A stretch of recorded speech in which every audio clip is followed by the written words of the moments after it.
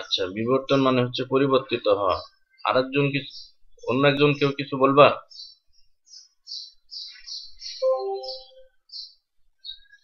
আরেকজন বলো তো, বিবর্তন সম্পর্কে কি জানো?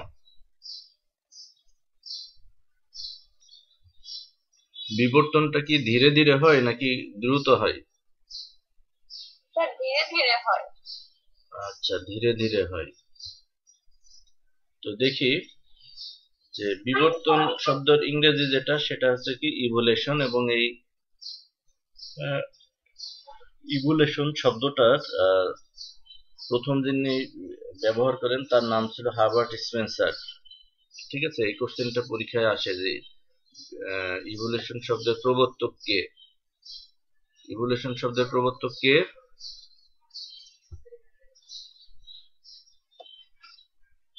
Herbert Herbert Spencer. মনে থাকবে?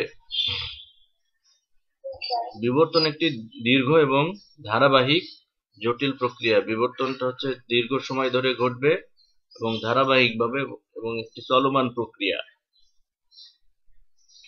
জীবজগতে হাজার হাজার বছর ধরে পরিবর্তনের মাধ্যমে বিবর্তনের বিকাশ ঘটেছে, এবং প্রথম সৃষ্ট জীব হতে বিবর্তনের জটিল পথ ধরে অগ্রসর হয়ে বর্তমান পৃথিবীর সকল উদ্ভিদ ও প্রাণীর উদ্ভব হয়েছে। এটাই বিবর্তনের মূল কথা। অর্থাৎ এখানে যেটা বললো, পৃথিবীতে প্রথম যে জীবটার সৃষ্টি হয়েছিল সেগুলি ছিল সরল প্রকৃতির, এবং বিবর্তনের মাধ্যমেই এই সরল জীব থেকে জটিল জীবগুলির উৎপত্তি হয়েছে। ঠিক আছে, তো বিজ্ঞানীগণ বিভিন্নভাবে বিবর্তনের সংজ্ঞা দিয়েছেন। তো চার্লস ডারউইন বিবর্তনকে পরিবর্তন সহ উদ্ভাবন বলেছেন। তাহলে চার্লস ডারউইন কি বলেছেন? বিবর্তনকে পরিবর্তন সহ উদ্ভাবন, মানে পরিবর্তনের মাধ্যমে নতুন কিছু সৃষ্টি, এইটাই হলো বিবর্তন। এটা কি বুঝছো? আধুনিক সংজ্ঞা অনুযায়ী প্রকৃতিতে যে ধারাবাহিক অথবা অথচ অতি মন্থর ক্রম পরিবর্তনের মাধ্যমে অতীতে উদ্ভূত কোনো সরল জীব হতে জটিলতর এবং উন্নত জীবের উদ্ভব হয়, তা কি বলা হচ্ছে বিবর্তন বা জৈব বিবর্তন। এটা কি বুঝছো? কি বুঝছো বলো?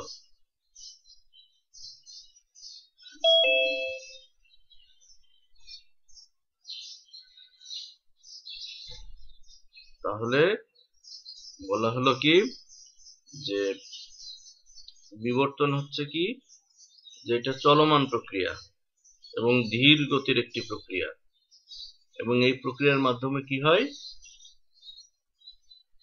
সরল জীব হতে জটিল এবং উন্নত জীবের সৃষ্টি হয়। আর এটাই হলো বিবর্তন বা জৈব বিবর্তন, যেটাই বলি না কেন। আচ্ছা,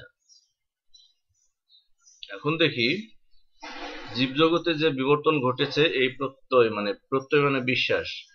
জীবজগতের যে বিবর্তন ঘটেছে এই বিশ্বাস বিজ্ঞানীদের মধ্যে জন্মেছে অনেক আগেই, কিন্তু ঠিক কিভাবে বিবর্তন হচ্ছে এই ব্যাপারে কেউ ঐকমত্যে পৌঁছাতে পারেনি। অর্থাৎ এই বিবর্তন ঘটছে ঠিক আছে, কিন্তু কিভাবে ঘটছে, মানে এই জিনিসগুলি এক এক সময় এক এক বিজ্ঞানী এক এক রকম মতবাদ দিয়েছে, কিন্তু সবাই একসাথে একটা নির্দিষ্ট মতামতে পৌঁছাতে পারেনি। কারণ কি, বিবর্তন এটা খুব ধীর প্রক্রিয়া, যা সহজে অনুধাবন এবং অবলোকন করা যায় না, এবং পরীক্ষা নিরীক্ষার মাধ্যমে প্রমাণও সম্ভব না। তো গ্রিক দার্শনিক থেলস এবং অ্যানাক্সিমেন্ডার এবং এপিকিউরাস তাদের লেখায় বিবর্তন সম্পর্কে কিছু কাল্পনিক ধারণা রেখে গেছে। তো সব পরিবর্তনের মূলে প্রকৃতি কাজ করে যাচ্ছে, এটাই ছিল তাদের একমাত্র ধারণা। তো সব বিবর্তন ঘটছে, আর এই বিবর্তনের কারণ হচ্ছে প্রাকৃতিক কারণ, প্রকৃতিগতভাবে ঘটে, এই বিষয়গুলো সবাই বলে গেছেন। তো গ্রিক জীববিজ্ঞানী এবং দার্শনিক অ্যারিস্টটল লক্ষ্য করেছিলেন যে জীবজগতের বিভিন্ন সদস্যকে সুষ্ঠুভাবে নিচ থেকে ক্রমান্বয়ে উঁচু পর্যায়ে সাজানো সম্ভব। অর্থাৎ যে জিনিসটা, যে জীবটা সব থেকে অনুন্নত, সেটা থাকে সবার প্রথমে। এরপরে পর্যায়ক্রমে উন্নতগুলো কি হয়, সাজানো যায়। অর্থাৎ আমি যদি পরিফেরা পর্বের কথা বলি, তাহলে পরিফেরা পর্বের স্থান হচ্ছে প্রথমে, শুরুর দিকে। তাহলে এই পরিফেরা সব থেকে অনুন্নত। পরিফেরার পরে নিডেরিয়া যখন আসবে, নিডেরিয়া পরিফেরা থেকে আর একটু উন্নত। নিডেরিয়ার পরে যদি প্লাটিহেলমিনথেস আসে, সেটা আরো উন্নত। প্লাটিহেলমিনথেসের পরে যখন নেমাটোডা আসবে, সেটা আরো উন্নত। এভাবে পর্দাটা পর্যন্ত যখন যাবে, সর্বনিম্ন থেকে সর্ব উঁচু পর্যায়ে যত যাবে, তত জটিল থেকে জটিলতর সৃষ্টি হবে। সরল থেকে জটিল যে গঠন কাঠামো, সেটা কিন্তু সৃষ্টি হবে। সেটাই বলছে অ্যারিস্টটল। তিনি ধারণা করতেন যে এক জীব থেকে অন্য জীব উদ্ভূত, উদ্ভূত না বলে তুমি বলবো সৃষ্টি হয়। এক জীব থেকে অন্য জীব সৃষ্টি হয়। তবে বিবর্তন সম্পর্কে তার বিশ্বাস ছিল অন্যান্যদের মতোই রক্ষণশীল। তিনি বিশ্বাস করতেন যে নির্ভুল নীতিতে প্রকৃতি প্রতিটি জীবের পরিবর্তন সাধন করে। তো বিবর্তনের যে ধাপগুলি, এখনই এটা মুখস্থ করে ফেলতে হবে। এটা হচ্ছে পরীক্ষায় আসে সংজ্ঞাগুলি। একটা বিবর্তন হচ্ছে কি, মানে গবেষণা করে বিবর্তনের ধাপ কয়টা নির্ণয় করেছেন একজন বলো। বিবর্তনের ধাপ কয়টি?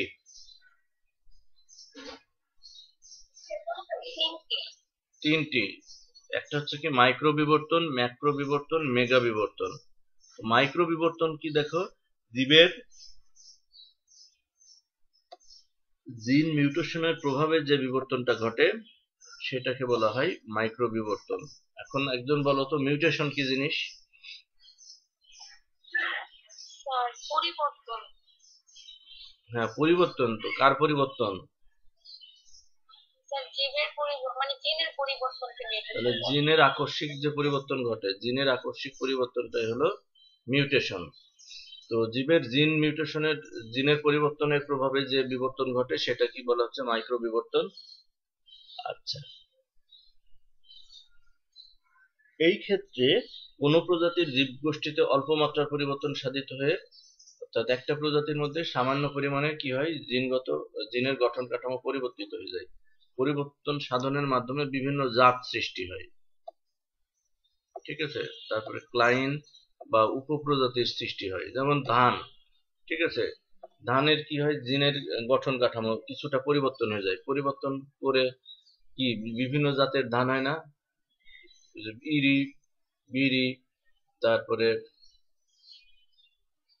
এরকম বিভিন্ন যে জাতগুলো সৃষ্টি করে। তাহলে এই জাতগুলির ভিতরে জিনগত যে বৈশিষ্ট্য, সেই বৈশিষ্ট্যগুলো পরিবর্তন ঘটানো হয়। পরিবর্তন ঘটানোর মাধ্যমে এই জাত সৃষ্টি করা হয়। তো এটা হচ্ছে মাইক্রো বিবর্তন। তারপরে ম্যাক্রো, ম্যাক্রো আর একটু বড়। মাইক্রো বিবর্তন উপপ্রজাতির ধাপ অতিক্রম করে প্রজাতির সৃষ্টির বিবর্তনকে ম্যাক্রো বিবর্তন বলে। আমরা একটু আগেই বললাম যে মাইক্রো বিবর্তনে জিনের গঠন কাঠামো পরিবর্তন হয়, পরিবর্তন হয়ে জাত এবং উপপ্রজাতির সৃষ্টি করে। তো এই মাইক্রো বিবর্তনের মাধ্যমে যে উপপ্রজাতির সৃষ্টি হলো, এবং উপপ্রজাতির সৃষ্টির যে ধাপ, সেটা অতিক্রম করে যখন প্রজাতির সৃষ্টি করবে, তখন সেই বিবর্তনকে বলা হবে ম্যাক্রো বিবর্তন। অর্থাৎ মাইক্রো থেকে আর একটু উন্নত। তারপরে মেগা, দেখো, ম্যাক্রো বিবর্তন ধাপ অতিক্রম করে গণর উপরের পর্যায়গুলোর স্তর সৃষ্টি হলে তাকে মেগা বলে। তাহলে মাইক্রোর মাধ্যমে কি হলো, মাইক্রো বিবর্তনের ক্ষেত্রে জিনের পরিবর্তন ঘটে, সে কি করলো, উপপ্রজাতির সৃষ্টি করলো। আর ম্যাক্রোতে আসলো কি, কি হলো, যে উপপ্রজাতির পরে কি করলো, সে প্রজাতির সৃষ্টি করলো। উপপ্রজাতির পরে এসে কি করবে, যখন প্রজাতির সৃষ্টি করে ফেলবে, তখন সেটাকে বলা হচ্ছে ম্যাক্রো বিবর্তন। আর ম্যাক্রো বিবর্তনের পরে যেটা আসছে, সেটা মেগা। মেগাটা কি করবে, এই প্রজাতির পরে যে ধাপগুলো, সেই ধাপের বা উপরের যে পর্যায়গুলো, সেখানে পরিবর্তনটা ঘটবে। ঠিক আছে। তাহলে প্রজাতির উপরের ধাপটার নাম কি, গণ,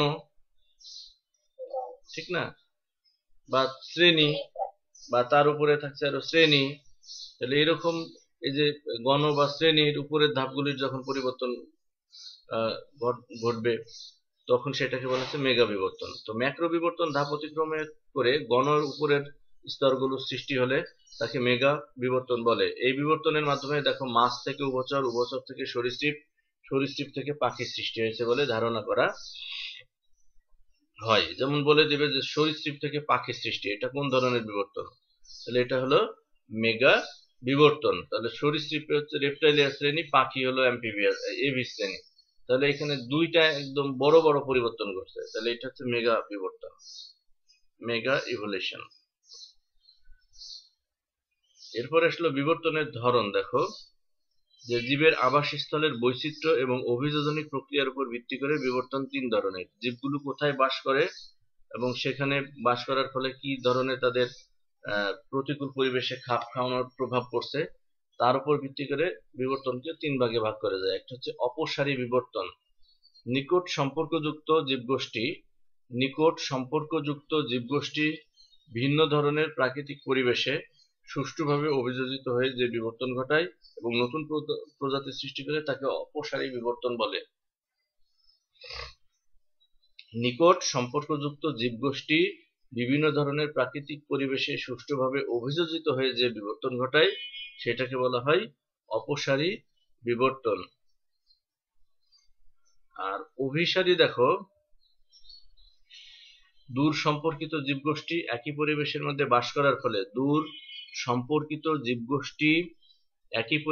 মধ্যে বাস করার ফলে অভিযোজনের কারণে তাদের দেহে সাদৃশ্যগত বৈশিষ্ট্য সৃষ্টি হলে তাকে বলা হচ্ছে কি অভিসারী বিবর্তন। আর সমান্তরাল দুটি ভিন্ন প্রজাতির জীবগোষ্ঠীর দুটি দূরবর্তী কিন্তু একই পরিবেশে বসবাস এবং অভিযোজনের মাধ্যমে যখন একইভাবে বিবর্তিত হয় তখন তাকে সমান্তরাল বিবর্তন বলে।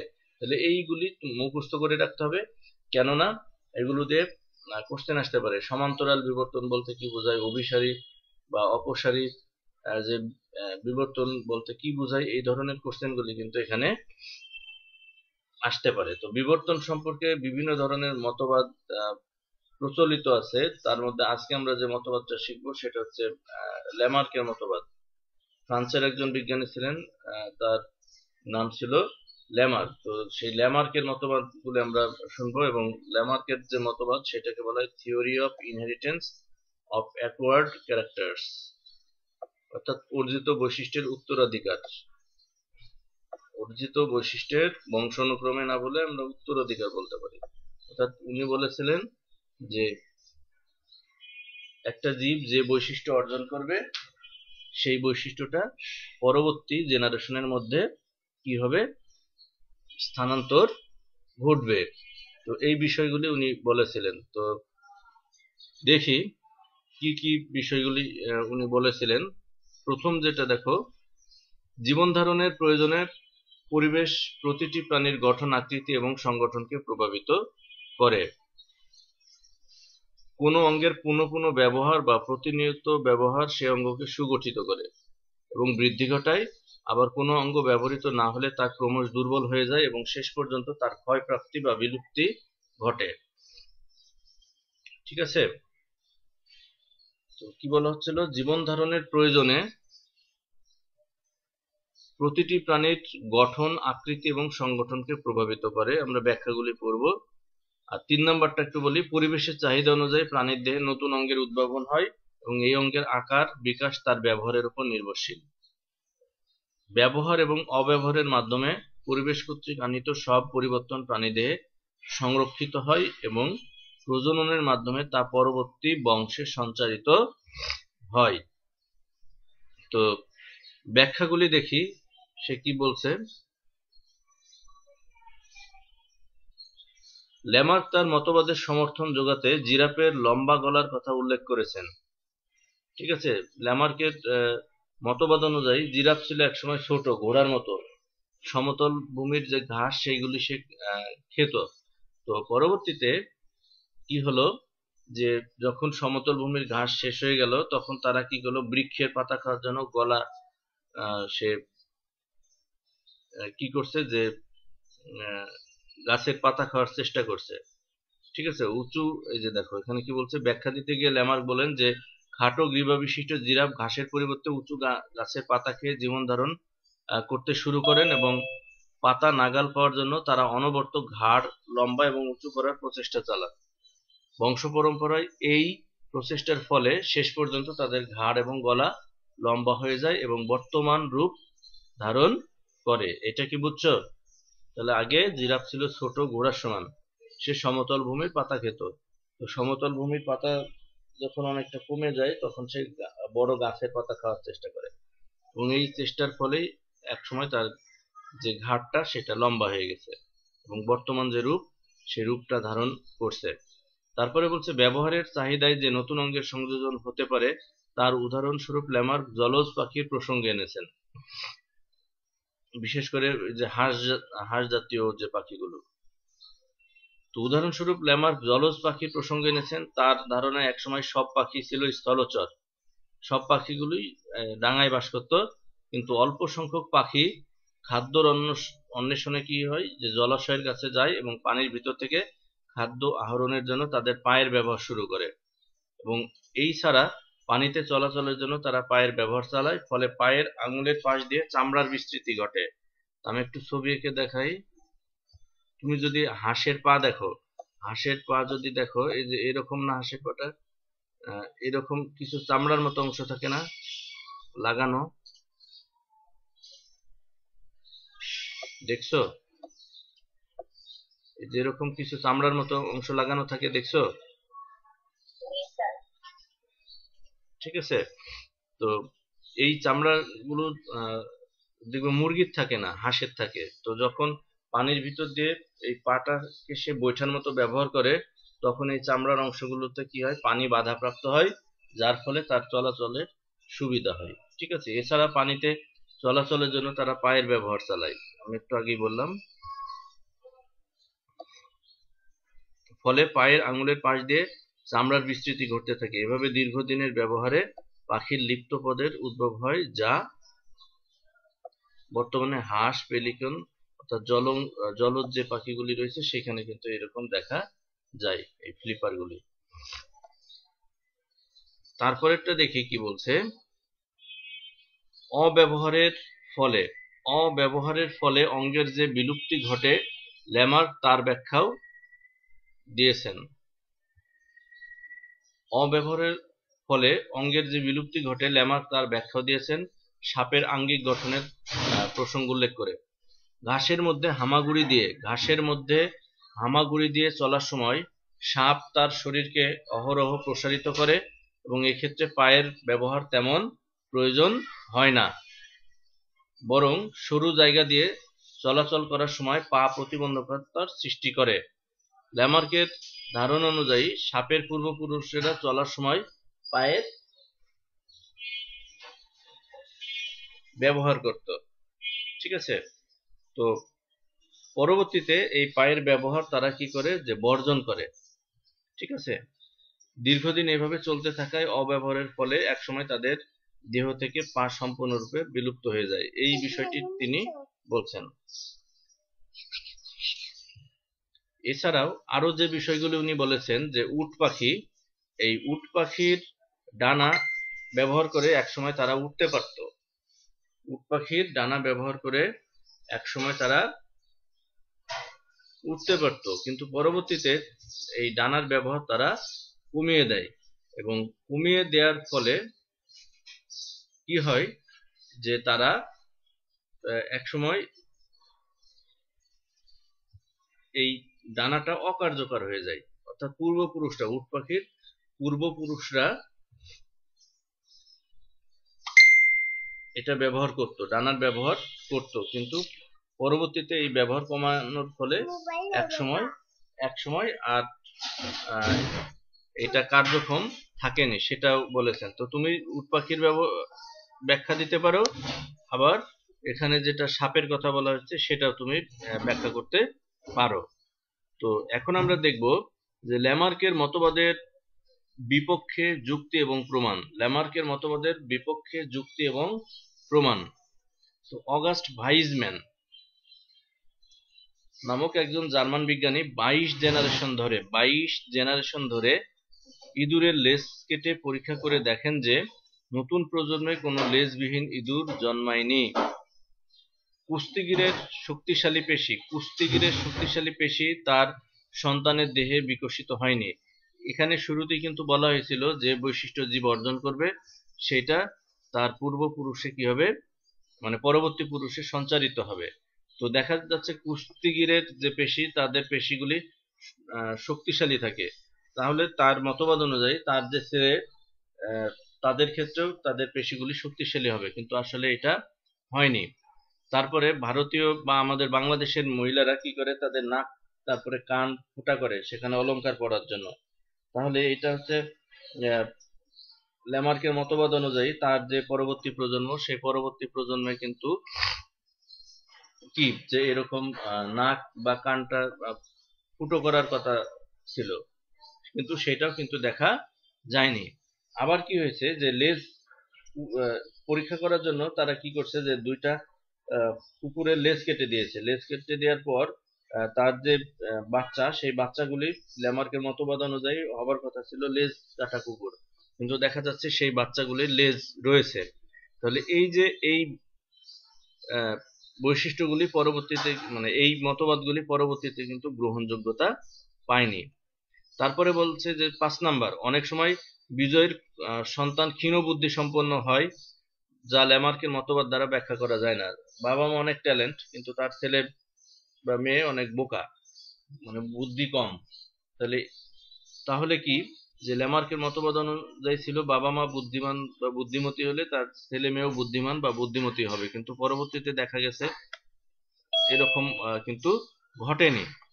ঠিক আছে। তো নিঃসন্দেহে এই মতবাদ বিভিন্ন পরিবেশ থেকে উদ্ভিদ এবং প্রাণীর চমৎকার অভিযোজনের ব্যাখ্যা প্রদান করে, তবে এই মতবাদের সপক্ষে নির্ভরযোগ্য প্রমাণাদির যথেষ্ট অভাব থাকায় বর্তমানকালে এর সমর্থক খুবই কম।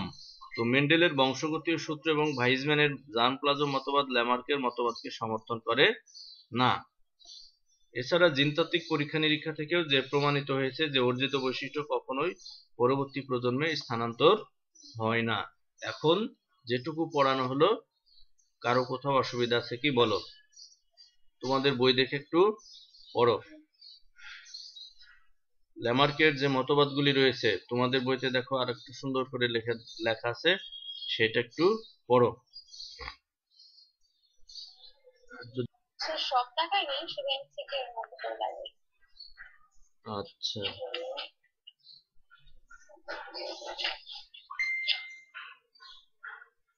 আমি তো আচ্ছা ঠিক আছে, আজ তাহলে এ পর্যন্তই। আগামী দিন আরো একটি বিষয় নিয়ে কথা হবে। সে পর্যন্ত সকলেই ভালো থাকবে। আল্লাহ হাফেজ।